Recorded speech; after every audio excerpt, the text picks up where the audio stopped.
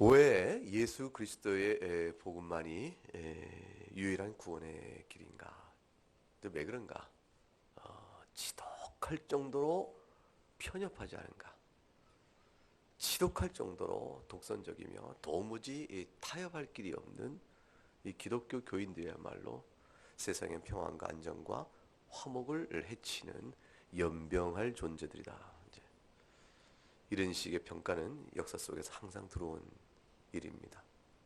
새로운 비방이 아니고 항상 그러한 일입니다. 왜 그럴까? 도대체 왜 우리는 그렇게 믿는 것일까? 흔히들 이제 이와 같은 이제 기독교의 절대 진리에 대한 주장에 반대하는 논리 가운데 또는 이제 그걸 설명하기 위한 비유의 형태로 산에 정상에 이르는 길은 여러 갈래다. 그 중에 한 갈래가 기독교라고 하자. 그러면 다른 여러 갈래가 또한 각각의 종교들이 그 길을 알려주는 것인데 어찌하여 기독교는 자신들만이 정상에 이른 유일한 길과라고 주장하는가? 이 뭐라고 답변하기가 참 난처한 것이죠. 왜냐하면 사실 정상에 이르는 길은 여러 갈래가 있거든요. 그건 우리가 산에 가는 길 다 아는 것처럼. 그러니까 그 뭐 당연한 이치를 들어서 얘기하니까 그것도 그럴듯한 비유가 되어지므로 답이 궁색해질 수가 있습니다. 또 이제 흔히들 드는 예의 중에 하나가 이 장님이 코끼리 만지고 왔을 때 비유를 드는 것이죠.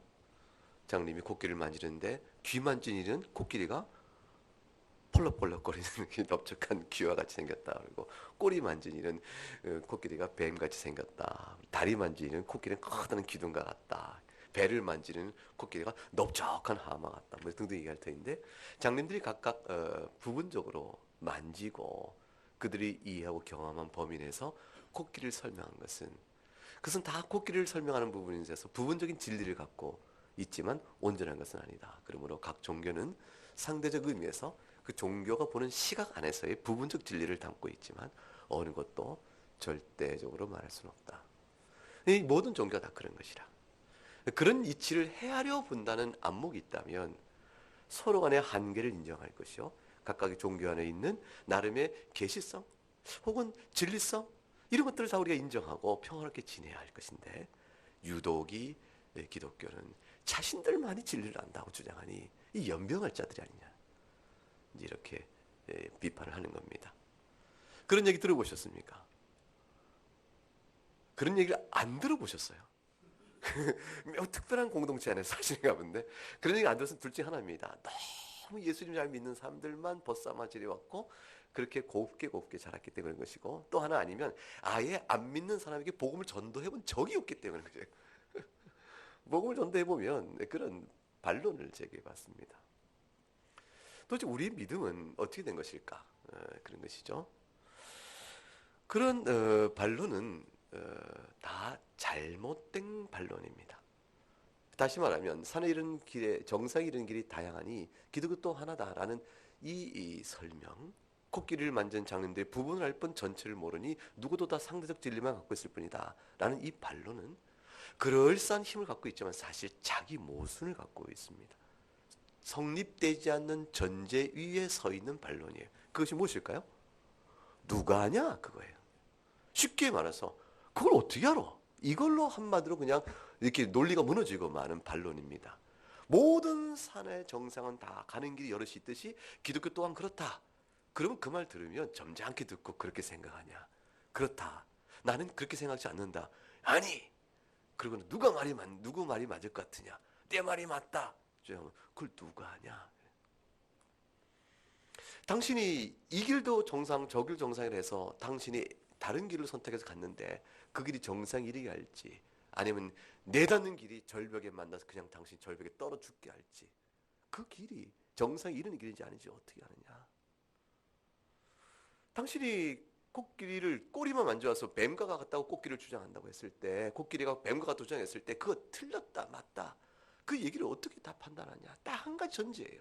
둘 다 뭐냐면 전체를 보는 사람만이 그 진리의 옳고 그름을 주장의 옳고 그름을 판단할 수 있습니다.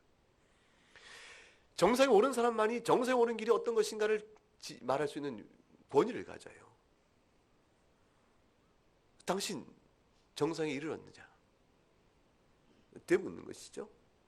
당신 다 모른다며. 각각의 진리의 길이 있다며. 그럼 정상에 이르렀기 때문에 내다보고 하는 말이냐? 정상에 이르는 것은 무엇이겠어요? 구원이라면 죽었다 살아나야 되는 거 아니겠어요? 당신이 죽음 이후에 사후세계를 경험하고 하나님의 심판을 경험한 다음 그런 다음에 와서 하는 말이냐? 당신이 생명이 어디서부터 왔고 생명이 어디로 끝나는지 그 모든 걸 아느냐? 이 우주의 시작과 끝을 다 경험하고 알았느냐? 이 거시적인 우주의 시작을 당신이 아는 자요? 이 우주의 끝을 아는 자인가? 한 개인 인생의 시작과 끝을 당신이 아는 자인가? 당신이 뭘 아는가? 아무것도 아는 게 없어요. 그래 당신이 그런데 산에 이런 정상의 일이 여러 갈래라는 이 어마어마한 주장을 어떻게 무슨 근거로 하는가? 근거가 없죠. 다만 상대주의라는 나름의 하나의 철학적 전제를 따름이에요. 그렇게 주장할 따름인 것이죠. 아무도 인생을 살아보기 이전에 자기 인생의 시작 끝을 미리 아는 자는 없고요. 우리가 사는 이 우주의 시작 끝을 미리 아는 자가 없으므로 정상에 이르는 길은 여러 갈래라는 말이 맞다는 논리 자체, 이 전제 자체가 왜 맞는가를 설명할 수가 없는 겁니다. 모든 종교가 부분적인 진리를 갖고 있다는 이 주장, 이 명제 자체가 옳은 명제냐라는 것을 판단할 권위가 아무도 없다는 것이에요. 상대주의는 그런 주장 자체의 절대성을 말할 만한 권위를 입증하지 않는 한 어떤 논리도 성립되지 않는 겁니다. 그래서 결국 둘이 남는 거죠. 모든 종교는 부분적으로 진리가 있다고 믿는 하나의 종교가 있는 것이에요. 하나의 세계관이 있는 것이에요. 어떤 종교는 그렇지 않다. 시작과 끝은 오직 한 분 하나님이 하시는 것이요. 창조주 하나님이 하시는 것이요.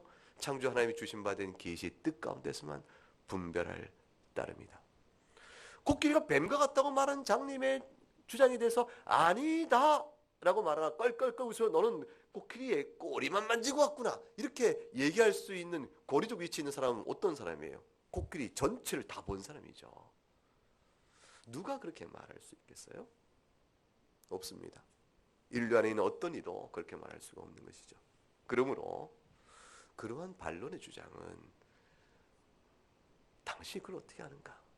그 한마디로 무식한 답변 같지만 그 한마디로 모든 것을 다 잠잠히 지울 수가 있습니다.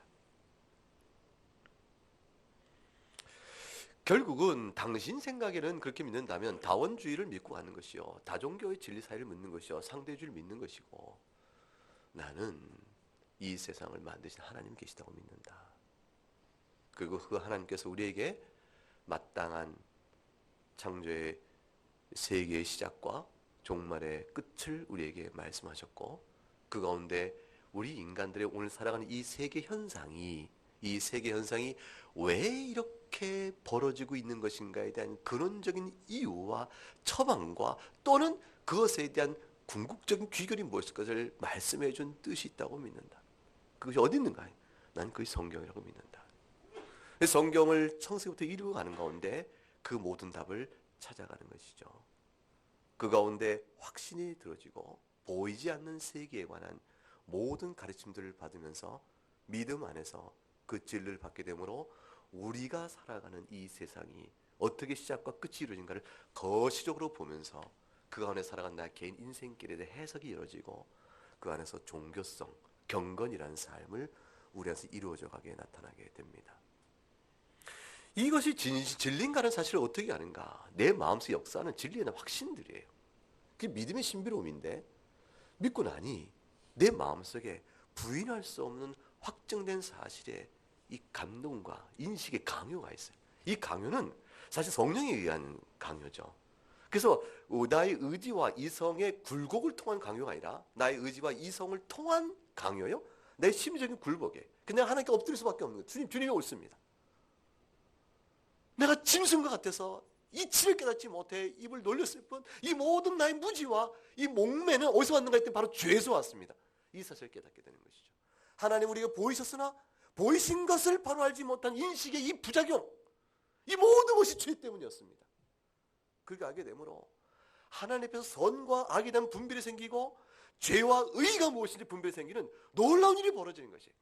이전엔 사실 윤리와 양심이라는 것이 순수히 개인적 차원에서 그냥 판단되는 것이요, 사회적인 다수의 이익을 위해서 개인이 손해보는 것이 더 이롭지 않은가라는 공리주의적인 주장이라든가 그 모든 주장들이 전부 절대적 윤리적 선에 근거가 못 되는 것이었어요.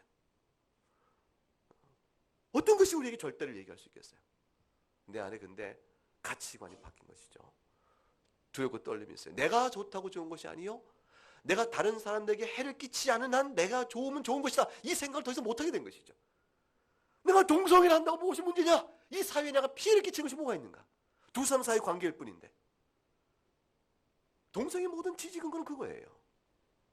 두 사람의 정절과 두 사람의 순결의 그런 동성애적 사랑의 행위가 도대체 이 사회에 무슨 악을 주느냐, 사회에 해를 끼치는 것만이 사회적으로 법으로 금할 수 있는 것이라. 무엇이 죄인가? 동성애는 그런 피해가 없다. 한편 또한 그것은 자연적인 성애적 감정인데 그것을 어떻게 금할 수 있겠느냐? 이 자연적 성애적 감정이라는 물리적인 이 자연 안에서의 결과되는 것은 선악간에 판단할 수 없다라는 탈윤리적 기초를 갖는 것이죠. 세상이 그렇죠. 물리화학적 작용을 어떻게, 생리적 작용을 어떻게 선악간에 가리겠어요? 음식을 먹고 변을 봐야 하는 이 과정을 어떻게 변 보는 건 악이다, 왜 냄새 나니까 악이야, 이렇게 말할 수 없는 것이죠. 왜냐하면 생리적 작용이 이루어질 일도 아무리 냄새가 나와도 그것은 자연스러운 일이요? 그건 선악간 윤리 문제가 아니잖아요. 그러니까 이 성애적 측면을 그걸 자연적으로 환원시켜버리면 윤리 문제가 아닌 게 되어지고, 더군다나 그 자체 행위가 사회적으로 악을 끼친다면 개인 윤리 아닐지라도 사회적인 악을 수 있는데, 개인 윤리는 문제 없지만 사회적으로는 사회 윤리상 문제가 있다라고 말할 수 있는데 사회 윤리적으로 문제 없지 않는가? 라는 식의 답이 나오는 것이죠. 그래서 보편적 인류의 소수의 인권을 보호한다는 이 대의에 오히려 합당한 게 되어지니까 보호해줘야 한다고 맞는 주장이 나오게 되는 것이죠. 이 해석 흐름 속에는 뭐가 있습니까? 인간의 절대적 상대주의가 있는 거예요. 하나님께서 인간이 살아야 될 규범이 무엇이냐? 인간 안에서의 성애적 관계를 이성 간에 두도록 하나님이 정하신 까닭이 도대체 무엇일까? 그것도 혼인제도 안에 두신 까닭은 도대체 무엇일까? 이것이 우리에게 주신 삶의 규범이므로 그 규범에 따라 사회가 구성되어져야 되며, 그 사회가 그 규범에 따라 질서 있게 움직이도록 사회는 개인을 가르치고 개인은 그것을 배워 지켜나가므로 하나님이 정하신 사회의 일정한 질서가 유지되어진다. 그 모든 하나님 앞에 세워진 이 사회적 질서의 권위적 기초가 다 무너지기 시작하고 새로운 해석이 되어지면서 오늘날의 형태가 이르게 되어졌죠. 세계관이 달라진 것입니다.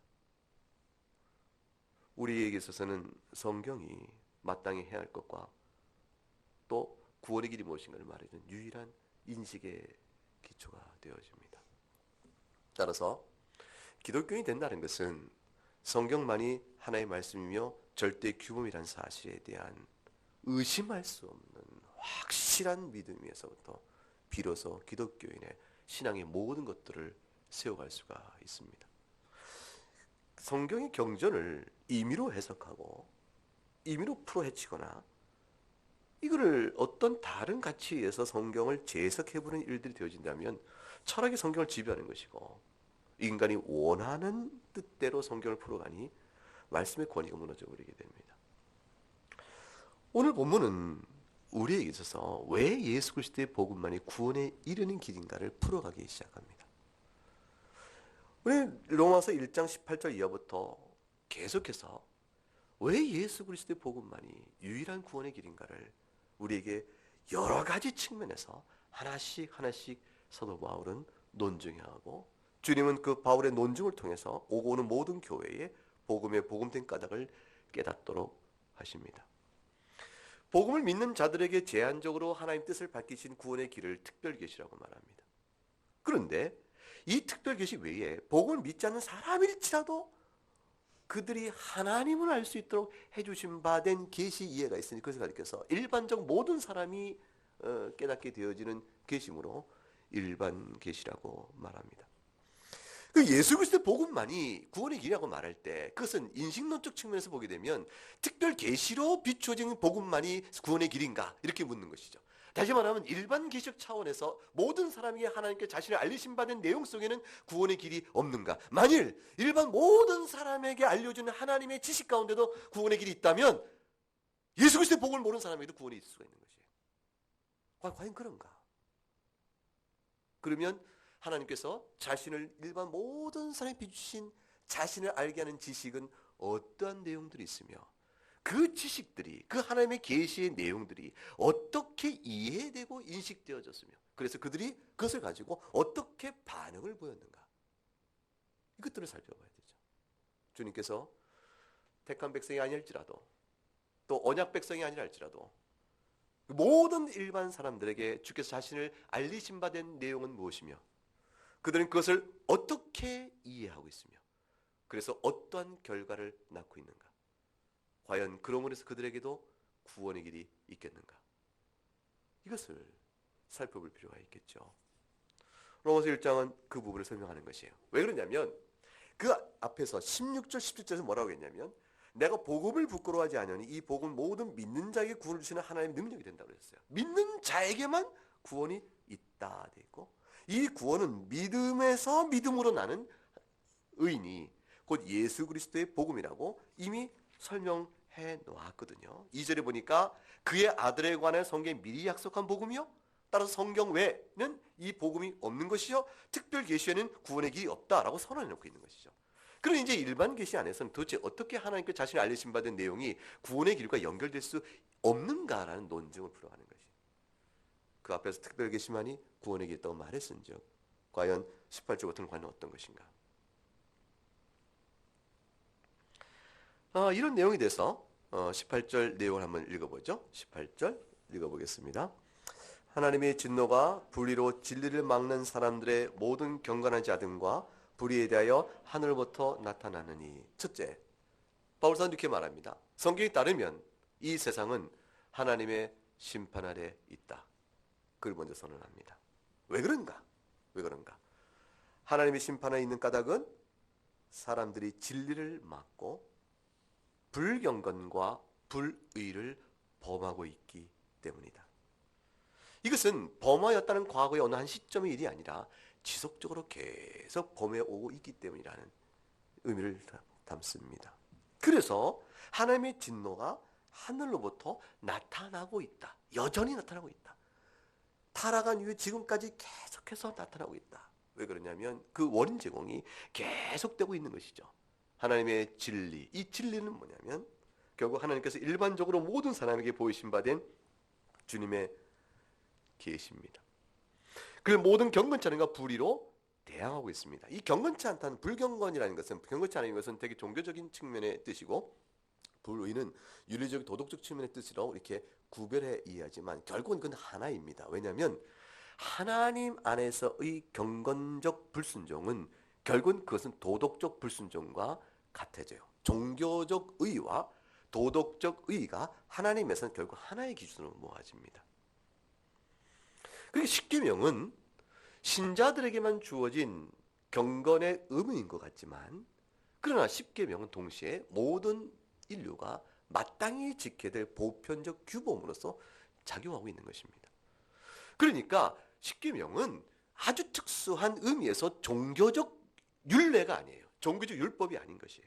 십계명은 인간이 얼마나 부패한 죄인인가를 드러내면서 사람이 마땅히 살아야 될 것이 무엇인가를 통해 죄성을 드러내는 것이죠. 십계명 자체는 인간은 하나님의 피조물로서 다 하나님만을 섬기고 살아야 될 존재들이에요.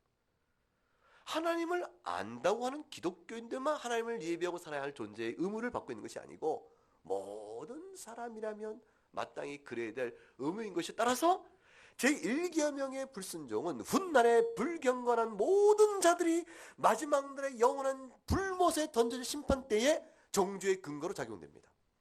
하나님을 예배하지 아니했으므로 영원한 심판 아래 네가 놓일 것이라. 자신이 하나님을 알지 못했다고 변명할 수가 없다. 오늘 본문에 그 사실이 이어져 나옵니다. 하나님의 진노가 나타나고 있다 그랬어요. 하나님의 진노가 하늘로부터 나타났다. 하늘로부터 나타나는 말은 불경건과 불의로 인하여 하나님의 진노의 내용이 이 세상 속에서 미쳐집니다. 인과응보가 우리가 기대하는 규칙성과 또는 그런 관계로 반드시 드러나지 않을지라도 이 세상은 일정한 수준에서 하나님께서 인과응보의 심판을 보이세요. 왜 그러냐면 훗날의 마지막 심판 때의 공의의 완전성을 드러내실 것이지만 이 땅에서 그 공의의 심판을 바라보는 소망이 끊어지지 않도록 하기 위해서 일정한 수준의 제한적이지만 보이십니다. 이 땅에서 심판받지 않은 불경건과 불의한 자들은 훗날에 받을 심판의 무게를 더 싸고 있을 뿐이지, 더 높이 싸고 더 깊이 더 많이 쌓고 있을 뿐이지 그들이 면제받고 있다는 증거가 아니에요. 하나님께서 이 땅에서 불경과 불의한 자들에게 심판하십니다.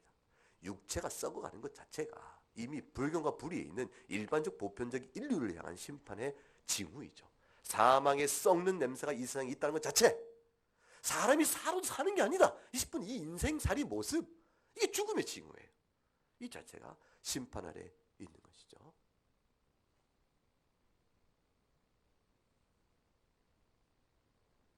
이 세상에서 사는 게 사는 거다 싶은 인생의 순간을 맛볼 때도 있지만 사는 게 사는 게 아니다 싶은 일들이 얼마나 많은지, 고통과 환난과 슬픔과 억압, 아픔, 오해, 이해와 사랑을 받지 못했던 그 갈등과 상처, 그 모든 속에서 육체의 고통과 환난은 말할 것도 없고 사는 게 사는 게 아니다.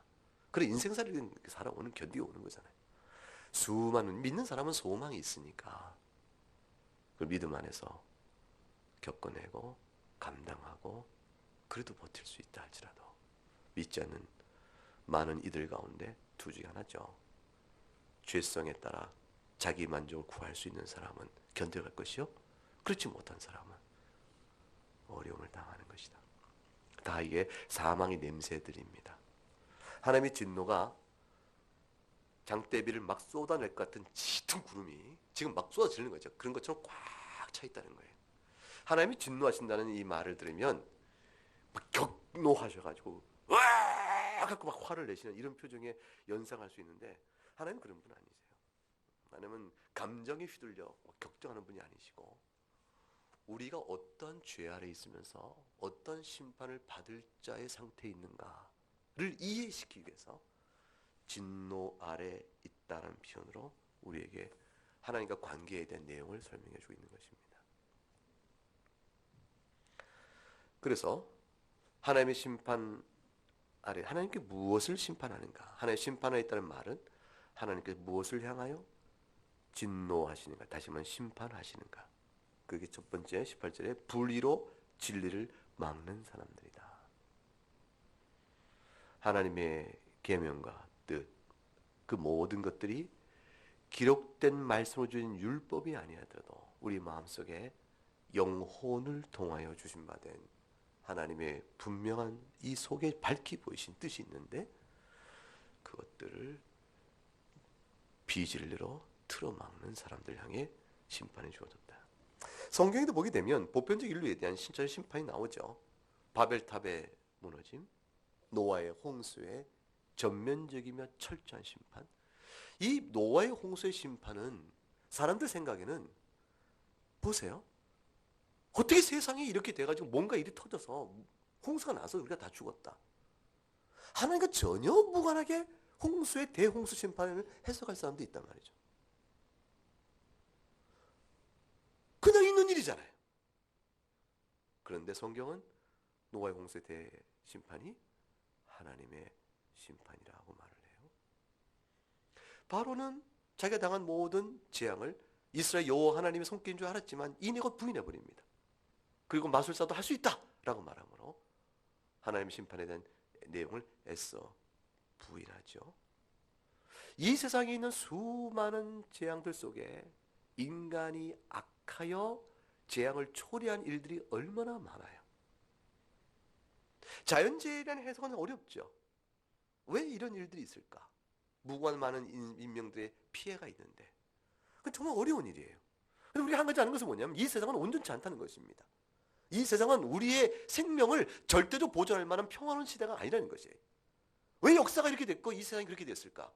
본래 만든 세상은 그렇지 않다는 사실에 대한 확인 안에서 죄 이후에 이 세상 살아가는 우주와 자연환경과 사회환경은 우리의 생명을 항상 보존하는 평화의 보장장치를 주고 있지는 않다.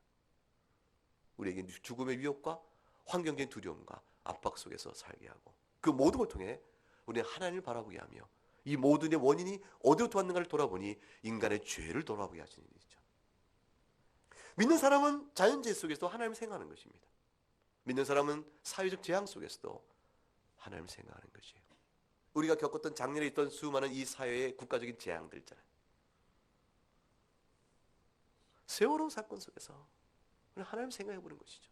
역사 속에 벌어진 이 비참한 비극은 도대체 다 무엇이죠? 드러낼수록 복합적으로 어떻게 돼요? 서로 얽혀있는 수많은 죄의 실타래들 풀어낼 길이 없는 거예요. 얽혀있는 이 구조들. 이게 극단적 표현이 내부자라는 영화 속에서 반영이 됐다고 그래요. 젊은 사람들 열심히 보더라고요. 저는 아직 못 봤는데 봐야겠다 싶어요. 너무 비관적으로 해석한 것 같죠? 그러나 세상은 한 가지 분명한 것은 뭐냐면 탐욕의 덩어리에 힘에 의해서 지배되어지고 얽혀가고 있다. 그 가운데 애꿎은 수많은 사람의 슬픔과 어려움도 드러난다. 이게 다 뭐냐면 죄 아래 살아가는 인생에 대한 하나님의 심판 자체입니다. 하나님의 심판은 죄인을 직접적으로 죄에 대해 벌하기도 하시고 죄악을 더 승하게 하여 그 죄로 인하여 그를 무너지게 하는 일도 하나님의 심판의 방식이에요. 그리고 이 세상 중에 하나님께 택한 백성은 어떤 일서도 믿음 가운데 구원해내십니다. 이것은 이 세상의 모든 환난으로부터 자유케 된 뜻이 아니고 이 환난의 피해자가 된다 할지라도 억울한 피해자가 된다 할지라도 그 영혼을 이 세상의 형도의 삶의 모든 것이 아니기 때문에 약속된 그날에서 환난을 씻겨주고 눈물을 씻겨주시고 목배임을 당한 영혼들이 언제까지 우리를 신원하지 아니하시나이까 라고 외칠 때 잠잠하고 안식하라. 때가 될 때까지니라. 이렇게 말씀하신 일과 같이 주께서는 그의 백성들 끝까지 붙드시니까 우리를 향한 주의 안식은 절대적인 보장입니다. 그러나 이 세상에선 다 누리지 못할 수도 있죠. 하나님의 심판이 나타납니다. 이 세상의 모든 슬픔과 아픔과 환난은 다 하나님 이 세상을 향한 심판의 내용입니다. 악이 승하여 이겼으니 하나님의 심판이 아닌 것 같지만 그러나 악을 행한 자에게 심판을 더해가는 일이므로 그것 또한 심판이 되어집니다. 하지만 사람들이 하나님 계신 걸 알았다면 안 그러지 않았을까? 하나님이 계신 걸 몰랐으니까 그런 거 아닐까? 우리가 하나님 계신 걸 아니까 그런 악까지 행하지 않는데 저들이 하나님을 모르니 그런 거 아닌가? 19절에 아니라는 것이에요. 19절을 볼까요? 읽어보죠. 이는 하나님을 알만한 것이 그들 속에 보임이라. 하나님께서 이를 그들에게 보이셨느니라. 하나님께서 왜 심판하시나요? 왜 진노로 그들에게 하늘로부터 나타날까요? 하늘로부터 나타나는 하나님의 심판이 어디 있죠? 철저한 심판이죠. 피할 곳이 없는 것이죠. 하늘의 심판이 꽉 찼으면 피할 길이 어디 있어요? 이 땅에서. 전 지구를 하늘이 덮고 있는데 피할 길이 없는 완전하며 절대적인 하늘로부터 내려오는 심판. 왜 그런 심판을 그들에게 줍니까? 불의로 진리를 막기 때문이라. 불경과 불의 때문이다. 아니 그렇지만 그들의 불경과 불의는 하나님을 모르기 때문이야. 그런 거 아닙니까? 하나님을 알았으면 그들이 그러지 않았을 터인데 19절 아니다. 그들이 하나님을 안다. 그게 19절이에요. 모르는 것이 아니니라. 왜냐하면 하나님을 알만한 것이 그들 속에 이미 보입니다. 그들 속에 보임이라고 그래요. 잠언서 20장 27절에 사람의 영혼은 여호와의 등불이라 사람의 깊은 속을 살피느라 했어요. 사람의 영혼이 하나님의 여호와의 등불과 같이 우리 속에 심어준 것이라 했어요.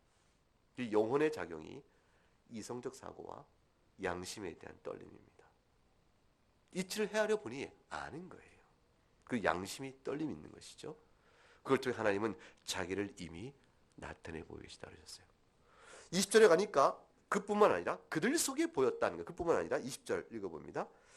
창세로부터 그의 보이지 아니하는 것들 곧 그의 영원하신 능력과 신성이 그가 만드신 만물에 분명히 보여 알려졌나니 그러므로 그들이 핑계하지 못할지냐. 하나님이 보이지 않는 것들 하나님 눈에 보이지 않으시죠. 그러니까 보는 것처럼 할 수 있는 분이 아니라고요. 물질에 대한 측정으로 확인되는 하나님이 아니에요. 자, 하나님을 알아보자. 어떤 사람이 그렇게 했다고 그래요. 하나님에 대한 존재 논증을 하면서 무신론자 철학자가 그 논증을 낸 거예요. 뭐냐면 A라는 사람 하나님 계시다고 믿고 있다. B라는 사람 믿지 않는다. 서로 누구 말이 뭔가 논증할 때 하나님 계시다고 믿고 있는 사람에게 그 기도의 효과가 나타나면 하나님 계신 것이고 기도의 효과가 나타나면 하나님 안 계신 거라고 전제를 세웠어요. 자, 그럼 너 기도해봐라. 그 기도에 응답이 이루어지지 않은 거 보겠다. 그리고 1년의 기간을 정한 거예요. 1년 기간을 정하고 너는 기도 제목을 놓고 기도해라. 그리고 그 기도의 제목이 이루어지면 1년 내에 이루어지면 하나님이 계신 거 아니면 안 계신 것이다. 그렇게 전제놓고 1년 동안 관찰해 봤더니 이루어지지 않았다는 것이죠. 따라서 하나님은 안 계시다고 철학적 결론을 내렸어요. 맞아요? 틀려요? 어리석은 일이죠. 하나님께서 우리를 향해 다스려 가시는 방식은 우리가 인풋, 즉 집어넣으면 아웃풋이 나오는 방식으로 약속된 그 프로세스, 그 과정이 1년의 과정이 있다는 이런 전제 약속이 없어요. 우리는 하나님 향하여 명령할 수 있는 자들이 아니고 하나님 향하여 요구할 수 있는 자들 아니에요. 하나님 뜻이 어떤 것을 묻고 그 뜻이 이루어지기를 간구할 수 있는 자들 뿐이에요.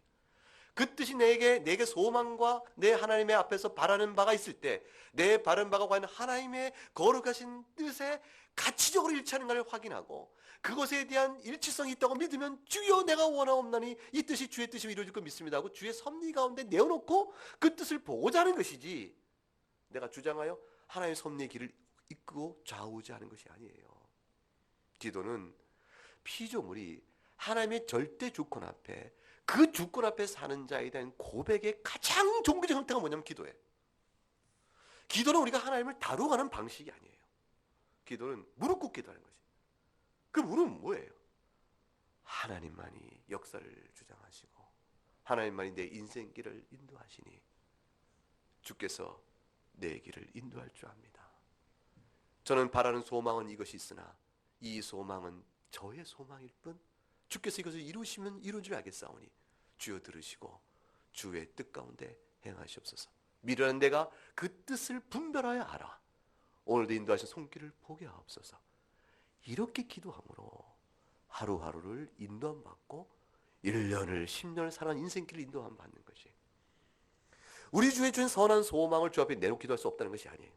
인간은 계획을 세우고 목표를 세우고 나가는 일정한 삶의 인격적인 경로가 있어요. 인격적 경로에 따라 목표에서 주 앞에 기도할 수 있으나 그 기도는 내 뜻에 따라 하나님의 힘을 빌어 쓰는 것이 아닙니다. 다른 것이죠. 그러므로 기도를 통해서 응답이 오면 내가 하나님의 계심을 묻겠다는 이 철학자의 무신론적 논증은 애초부터 하나님이 누구시며 그 하나님의 계심을 알아가는 방식에 대해 전혀 무지한 짐승 같은 어리석은 자의 해석일 따름이죠. 어떤 이가 말했어요? 또 한 번 이렇게 본 겁니다. 당신 여기 있고 쭉 철조망을 쳤어. 철조망. 가시 철조망을 다 친 거예요. 그리고 전류를 흐르게 한 겁니다. 하나님께서 너희 가운데 오신다면 전류가 삐삐삐 하고 빨간불이 돌 것이고 하나님이 너희 가운데 돌지 않는다면 이 빨간불이 안 들어오면 하나님이 안 들어오는 것이다. 자, 기도해라. 주여 우리와 함께 하고 없어서 공동체에 모여 기도합니다. 주여 우리 가운데 임재하옵소서 임재하옵소서. 한 날, 두 날, 세 달 내가 기도했는데 빨간불이 안 들어왔지 않냐. 하나님 여기 들어오지 않은 것이다 라고 말한다면 맞는 일에 틀리는데 전혀 틀린 것이죠. 하나님 임재 방식, 하나님이 누군지도 모르고 하나님 뜻이 무엇인지 알지 못한 자죠. 그러니까 하나님께서 예수님께서 뭐라고 하셨어요? 너희가 성경도 모르고 하나님도 알지 못한다고 말했던 무지한 자들과 똑같은 일인 것이라. 그들은 하나님께서 물질로 측정될 수 있는 분이 아니라는 사실을 모르는 것이에요. 보이지 않는 하나님의 신성을 어떻게 알고 어떻게 알아요? 하나님 안 보이시는데. 오늘 본문에 이 19절에 하나님을 알만한 것이 그들 속에 보임이라 그랬어요. 어떻게 알아요? 20절부터 그들 속에 헤매는 것이 양심과 영혼이라고 그랬죠. 20절 창세부터 그의 보이지 않은 것들 어떻게 알아요? 하나님 어떻게 보이셨다는 것이죠? 그의 영원하신 능력과 신성. 이게 보입니까? 하나님의 영원한 능력과 신성이 보이나요? 볼만한 분들 우리 가운데 본다면 볼 수 있는 분 왜 본인이라고 생각하세요? 그 뒤에 있는 분일 수도 있는데. 죄송해요. 죄송합니다. 누가 하나님의 영원한 능력과 신성을 봐요? 직접 볼 수 없죠. 간접적으로 보는 것입니다. 거울을 통해 보는 것이에요. 그게 뭐죠? 그게 뭐예요? 그가 만드신 만물입니다. 그가 만드신 만물에 분명히 보여요. 알려진다고 그랬어요. 분명이란 말이 너무너무 특별해. 이거는 뻔하게 자명하게 안다는 뜻이에요. 굉장히 강조적 표현입니다. 이 만물이란 말 속에는 만들어진 물질적 창조 세계뿐 아니라 그 역사 속에서 행해지는 모든 사건을 포괄해요. 우리의 인생의 일들과 나라 역사의 일들, 보편사의 역사의 흐름이나 우리 개개인이 구원받아 이끌림받는 특별한 섭리나 비상섭리 같은 기적적인 것 말고 일상적 섭리 가운데서 어떤 목표를 향해 우리를 이끌어 가시는 하나님의 손길에 대한 확인들. 나그네 교회 시작과 지금을 보세요. 하나님이 뭔가 일하고 있잖아요. 해석되긴 누가 이거를 글로 써서 이것이라고 딱 한 줄로 해석할 수는 없지만 하나님께 우리 가운데 선한 일을 하고 계시구나. 우리 생각보다 더 열심히 일하고 계신 것 같구나. 우리 하나님에게 주시는 바는 뜻이 참 크시거든요. 저는 굉장히 하나님의 은혜를 입고 있고요. 그리고 정말 하나님의 교훈 앞에 굉장한 제 자신의 변화와 성화와 성숙과 이런 뜻들의 분별에 큰 흐름들을 봐요. 여러분 볼 때 제가 굉장히 많이 처음보다 많이 거룩해졌다고 절대 안 보죠. 그렇게 보일 리가 없잖아요. 그런데 그 변화에 대한 압박과 그런 것들 하나님이 저를 다스려 가시는 것이죠. 제 인생의 한 틈 속에서 이끌어 가신다. 너무 감사하는 조건을 많이 보는 것이죠. 그런 것들이 이 세상 만물 속에 다 들어가는 겁니다. 만들어진 물질 창조 세계 외에 이 세계 이끌어가는 다양한 하나님의 특별하신 역사하심. 그런데 분명히 보여 알려졌나니 그것이 하나님의 하늘을 볼 때 만물 우주의 질서와 사회 살아가는 모든 섭리들을 볼 때 여러분 보세요. 뭔가 특별함을 느끼지 않을까요? 믿지 않는 사람이라 할지도. 어린아이의 순전한 태도. 어린아이가 비교적 순전하거든요. 그 어린 아이의 마음은 믿지 않는 가정이 있다 할지라도 양심의 두근거림을 이겨낼 힘이 없어요. 조금만 툭 건들면 잘못했어요. 사실은 제가 했어요. 그 말이 나와요. 어른은 절대로 양심의 흔들림에 이 소리에 자기 죄를 토설하지 않습니다. 왜냐하면 순간의 이해관계와 자기 살 길 문제 싹 돌아가니까 양심을 누르고 그래서 양심에 화인 맞은 자가 되어져서 상황과 여러 가지 논리를 만들어내서 그리고 거짓 증거를 드러내고 과자된 증거를 통해서 자신을 변명해 나가죠. 그게 어른이죠. 아이는 툭 건들면 나오게 돼요. 자, 그럴 때 뭔가 특별함을 느끼는 그 불안감, 이게 뭐냐? 하나님 존재의 인식이에요. 이 세상을 보면서, 아니 만물을 보면서, 아니 하늘을 쳐다보면서 야, 신기하다. 지구 떠 있는 거예요? 그럼 다 떠 있는 거예요? 공중에? 우주가? 그렇지. 그 어떻게 다 떠 있어요? 힘의 작용이 있단다.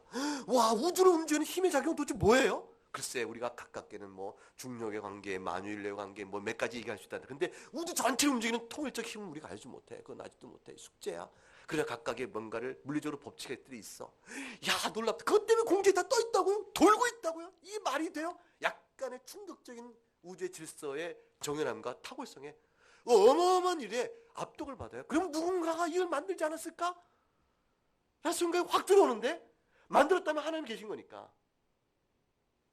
아니야, 그냥 있었던 거야 라는 말로 바꿔버리죠. 의사가 돼서 하나님을 안 믿는 사람은요 이상한 일이에요. 남성부 교수님 어떻습니까? 조기용님 어때요? 김성규 교수님 어떻습니까? 의사인데 하나님을 안 믿어요. 한의사는 어때요? 안 믿을 수 있어요? 하나님을? 도무지 전 이해가 안 가요. 저의 죄로서는. 왜냐하면 인간의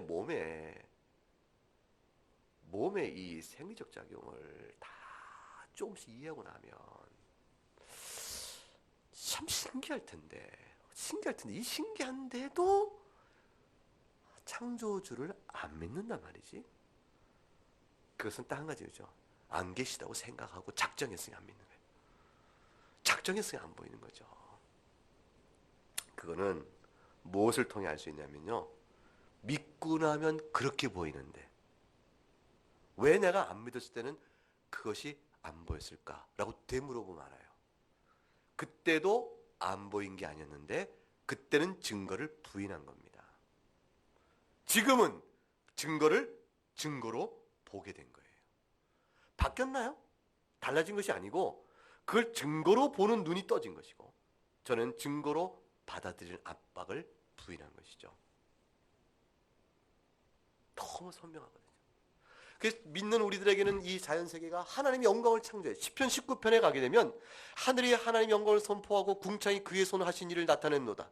날은 날에게 말하고 밤은 밤에게 지식을 전하니. 낮과 밤이 모두가 지식을 전해. 하나님의 지식을 전하는 것이죠. 언어도 없고 말씀도 없어요. 들은 소리도 없으나 특별한 계시의 말씀으로 알려주지 않아도 이 자연의 소리가 온 땅에 통하고 그의 말씀이 세상까지 이르렀다. 일반 계시와 자연 계시 안에 충만한 하나님의 자기 나타남을 선포한 것이죠. 하나님이 해를 위하여 하늘 위에 장막을 베푸셨고 해는 그의 신방에 나오는 신랑과 같고 그의 길을 달리기를 기뻐하는 장사 같아서 하늘 이 끝에 나와서 저 하늘 끝까지 운행하며 그의 열기에 피할 자가 없다. 이 하나님의 나타낸 자기 지식을 어찌 부인하리요? 이 사실이 믿고 난 사람이 너무 충만하게 보이는데 양심의 소리 속에서 하나님 계심이 너무 뚜렷한데 믿지 않을 때는 그 충격과 그 지식의 실을 안 보기로 작정한 것이죠. 처음부터 안 보였다고요? 애초부터 눈이 완전히 멀어서 안 보였다고요? 아니에요. 두더지 눈같이 희미하지만 보기는 하는 것이. 그걸 두더지 눈과 같다 그랬어요. 칼빈이 표현한 면이죠. 두더지가 땅속을 다닐 때 해는 비추고 있는 것이고 땅속에서 희미한 빛을 보고 쑥 들어가지만 해는 밝게 비친다. 하나님의 계시는 분명한 것입니다. 부담은 있는 것이죠. 이 부담이 뭘 뜻하는 것인가? 하나님의 존재를 의미하는 것인가? 그렇다면 하나님의 존재를 의미하는 나는 어떻게 살아야 되지? 이 모든 일에 대해서 아니야! 지워버리는 것이죠. 믿고 나면 하나님 언제부터 자기를 그러한 부담으로 자기를 부르셨는가를 알게 되죠. 그래서 시편 19편은 6절까지 일반 계시를 말한 다음에 7절부터 여호와의 율법은 완전하여 영혼을 소성시키며 여호와의 증거는 확실히 우둔 자를 지롭게 하며 이어지는 말씀으로 특별 계시를 다시 이어져 갑니다. 하나님의 율법을 아는 사람은 일반 계시가 선명합니다. 그렇지 않은 사람은 어떻게 하냐? 아주 부분적으로 제한적으로 할 뿐이죠. 그런데 놀라운 말씀은 20절에 핑계하지 못한다라는 말을 못 받고 있어요. 어느 정도 안 믿는 사람이 일반 계시 중에서 하나님 믿는 지식을 가질까요? 어느 정도라고 보면 답은 뭐냐면 핑계할 수 없을 정도래. 핑계할 수 없을 정도라는 것은 뭐냐면 믿음을 가지면 뻔히 보이는 것이 믿음 갖기 이전에도 있었다 그 말이에요. 그러므로 인해서 핑계할 수 없을 정도로 안다라고 말씀합니다.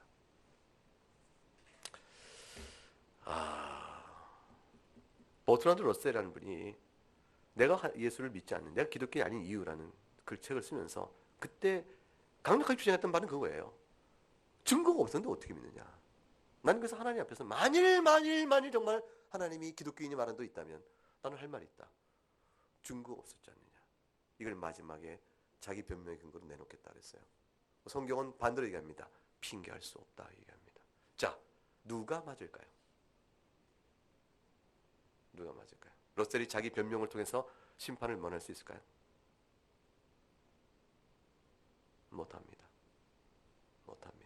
성경은 핑계하지 못할지라고 말씀했습니다.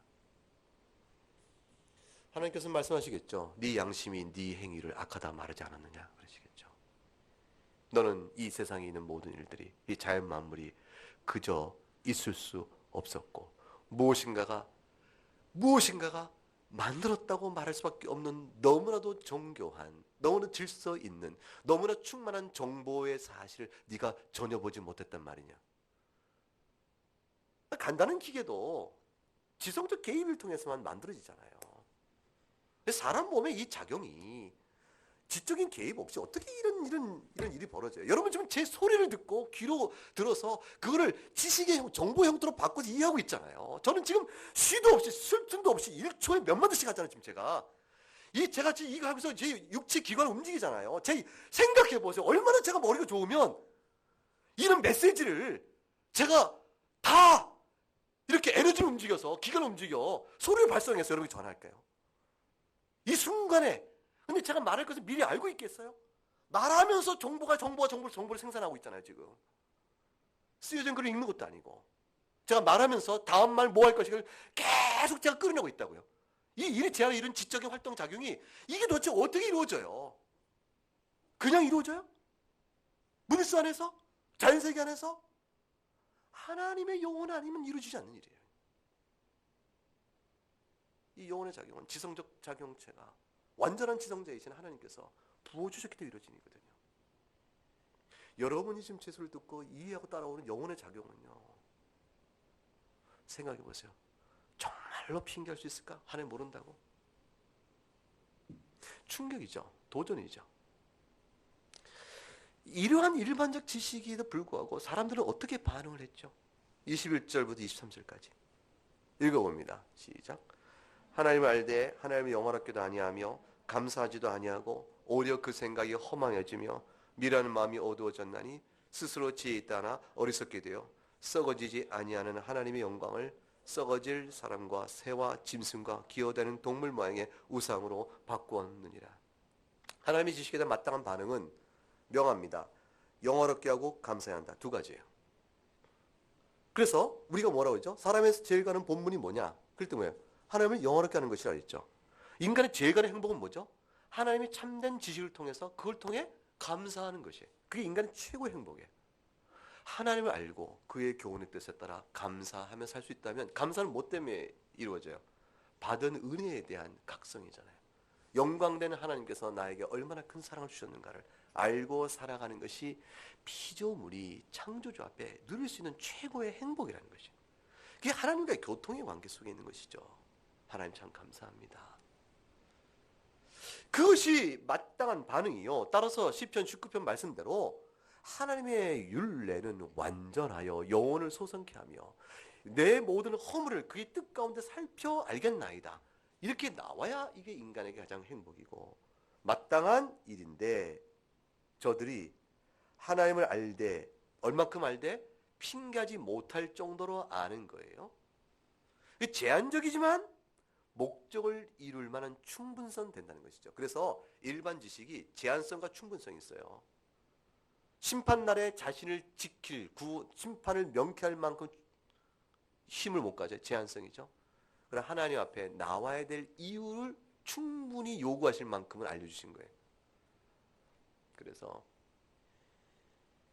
선교사님들이 선교지를 갔는데 미리 예비된 영혼들이 있다는 거 아니에요. 하나님을 찾고 있는 사람들이 있는 거예요. 중보자가 있으면 좋겠다는 탄식이 있는 거예요.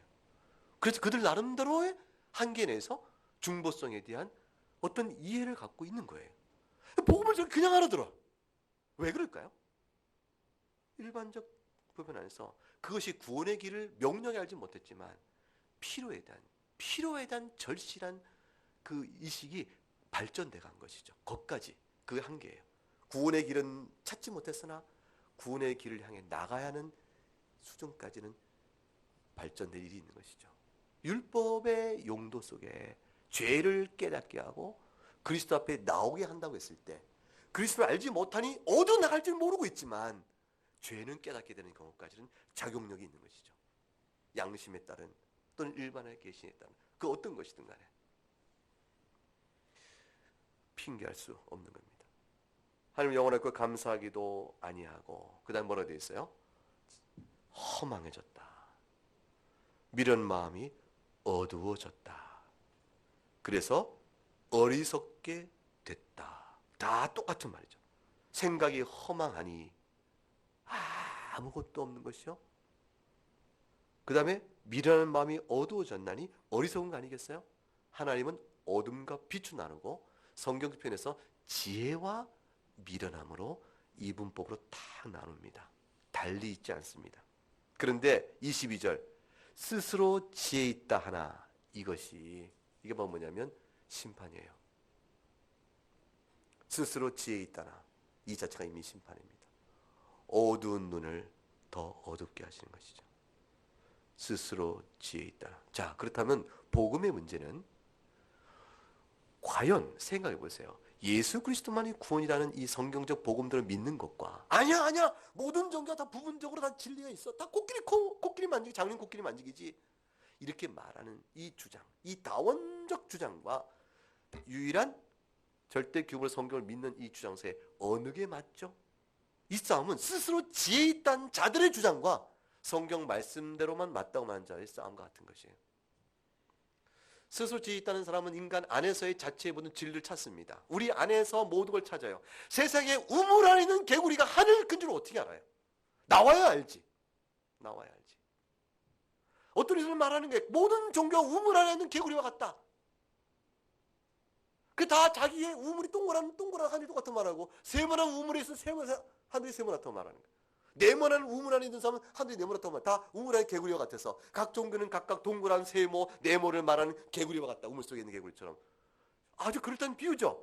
나와봐야 하는 건 나와봐야 하는 거지. 누가 나와봤어요? 모르는 일이죠. 결국은 성경 말씀 안에서 우리는 시작 끝을 보는 것이요 밖의 세상에 대한 계시를 보는 것이에요. 그러니 스스로 지혜 있다는 자들의 주장과 성경의 참된 진리 주장 가운데 신앙적 대립이 있는 겁니다. 이 싸움은 애초부터 있었던 것이에요. 자, 스스로 지혜 있다는 말을 줄여말하면 선악과를 내가 따먹는 결정을 내가 하는 거예요. 도덕적으로 보기에는 이게 단순한 지혜 문제의 인식론적 측면의 문제가 아니에요. 이게 뭐냐면 이것이 바로 선과 악의 윤리적 문제로 넘어가요. 그래서 따먹어야 옳은가 따먹지 않아야 옳은가에 대한 윤리적 판단의 행동은 이미 뭐부터 시작되냐면 하나님이 옳은 분인가 틀린 분인가, 하나님이 선한 분인가 악한 분인가, 하나님이 우리를 향해 시기하는가 우리를 정말 사랑하시는가에 대한 신론적 지식에 기반해서 윤리적 행동의 결정이 나왔어요. 뱀은 우리를 시험한 거죠. 하나님은 너희를 사랑하지 않아. 따먹으면 너희가 하나님처럼 될까 봐 하나님이 시기해서 그러신 거야. 하나님 너희 절대 따먹어 죽지 않아. 하나님은 거짓말하신 거야. 자, 무슨 말이죠? 인식론적 문제예요.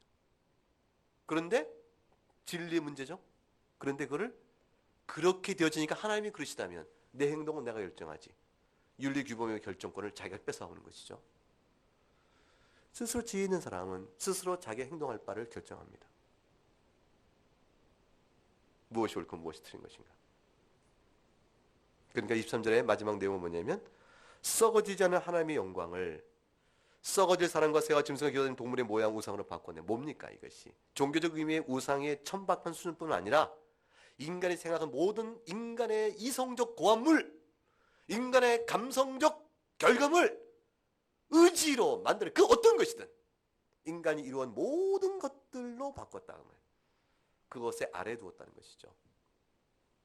종교성이건 철학적인 것은 오늘날 시대처럼 과학이건 어떤 것이 우상으로 만드는 것과 같습니다. 그러니까 이것의 가장 극단적 형태가 뭐예요? 사이언톨로지죠. 사이언톨로지. 뭐예요? 과학을 하는 신적 존재로 믿는 거잖아요. 그거 갖고 종교성이 충만히 다 안 되니까 나오는 건 뭡니까? 범신론적 형태로 바꾸는 것이죠. 뉴에이지예요. 그래서 온 우주가 살아있는 신의 기운으로 보는 것이고 우리 자신도 하나의 신의 자기 나타냄으로 보는 것이죠. 우리 안에 있는 영혼과 이성의 기능을 순하게 따라가는 것이 바로 신적 기운의 가장 교훈에 순종하는 것이다. 스스로를 이루라. 자기 성취죠. 이런 형태로 나가는 뉴에이적 세계관 자체가 오늘 이 시대상을 대신하고 넘어갑니다. 그건 우상은 없죠.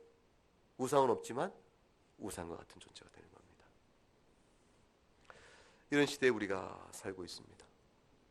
자, 예수 그리스도의 복음만이 유일한 구원인가?